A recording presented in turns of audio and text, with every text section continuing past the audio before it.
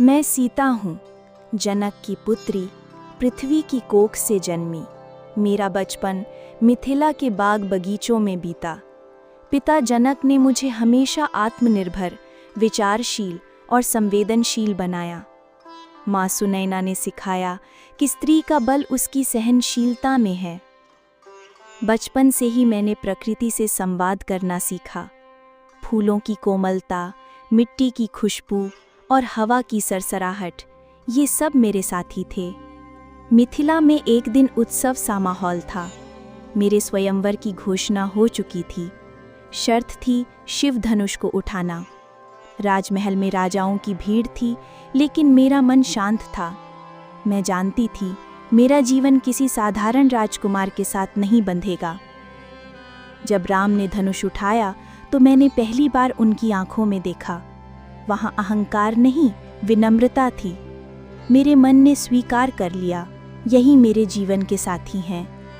अयोध्या में मेरा स्वागत हुआ। वहाँ की रीतियाँ, वहाँ की संस्कृति, सब कुछ नया था। मैंने कौसल्या, सुमित्रा और कैकेयी को माँ के रूप में अपनाया। राम के साथ जीवन सरल और सुंदर था। वे मेरे विचारों का सम्मान करते, मेरे सवालों के जवाब देते। मैंने पहली बार महसूस किया कि एक स्त्री का अस्तित्व केवल किसी की पत्नी या बहू बनकर नहीं, बल्कि एक स्वतंत्र सोच वाली इंसान के रूप में भी है। फिर एक दिन सब बदल गया। राम को 14 वर्ष का वनवास मिला।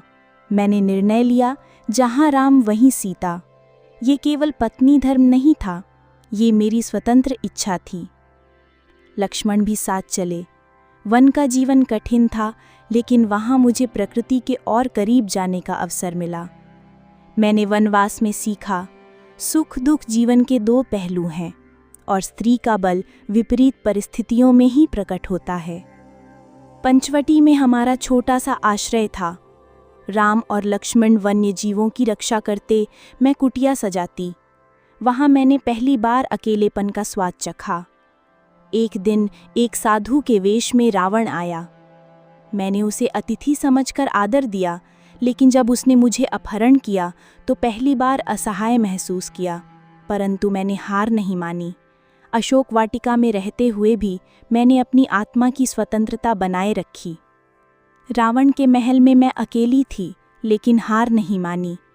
राक्षसियाँ मुझे डरातीं, पर मैं धरती माँ से संवाद करती। मैंने राम के प्रति अपना विश्वास कभी डगमगाने नहीं दिया।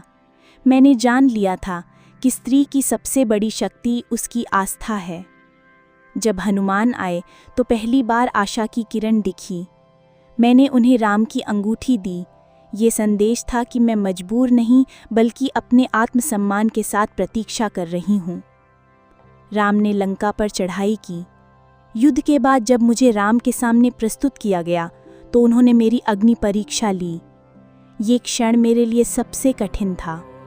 मैंने सोचा, क्या स्त्री का सम्मान केवल उसकी शुद्धता पर निर्भर करता है? मैंने अग्नि में प्रवेश किया, लेकिन भीतर से मजबूत रही। अग्नि भी मेरी सच्चाई के सामने झुक गई। राम ने मुझे स्वीकार किया, लेकिन मेरे मन में एक सवाल हमेशा रहा, क्या स्त्री को बार बार परीक्षा देनी पड़ती है? अयोध्या लौटकर भी मेरा संघर्ष समाप्त नहीं हुआ। समाज के सवाल, लोगों की शंकाएं, ये सब मेरे साथ थीं।